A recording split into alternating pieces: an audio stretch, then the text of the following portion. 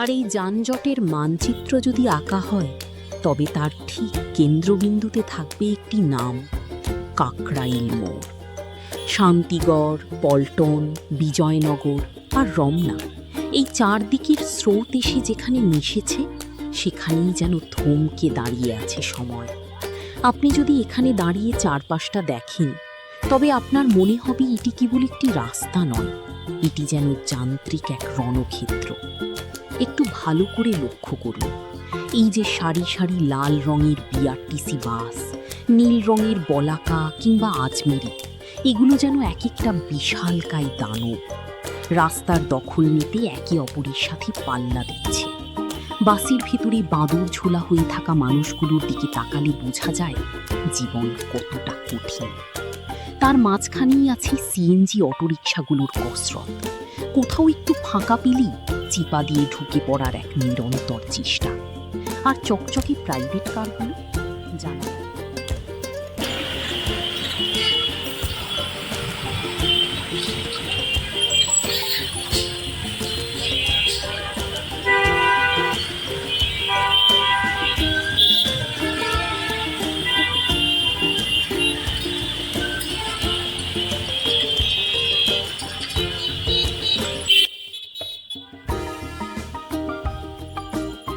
অসহ্য পরিস্থিতি। রাস্তার পাশের ফেরিওয়ালারা পানির বোতল কিংবা ঝালমুড়ি নিয়ে গাড়ির ফাঁক ফোকর দিয়ে ঘুরে বেড়াচ্ছে। কারো তাড়া নেই, আবার সবারই যেন অনেক তাড়া। এই কাকরাইল মোড়েই দেখা যায় বিচিত্র সব দৃশ্য। কেউ বাসের জানালায় মাথা রেখে ক্লান্তিতে ঘুমিয়ে পড়ছে, কেউ মোবাইলে জোরে জোরে অফিসের কাজ সারছে, আবার কেউ কেবল রাস্তার ডিভাইডারের দিকে তাকিয়ে প্রহর গুনছে কখন ট্রাফিক পুলিশের হাতের ইশারা বদলাবে। আসলে কাকরাইল মোড় আমাদের ধৈর্য শেখায়। এটি আমাদের মনে করিয়ে দেয় যে এই শহরে বেঁচে থাকতে হলে সময়ের চেয়ে বেশি প্রয়োজন সহ্য শক্তি। তবুও দিন শেষে এই জ্যাম ঠেলে, এই ধোঁয়ার শব্দ পেরিয়েই আমাদের ঘরে ফিরতে হয়।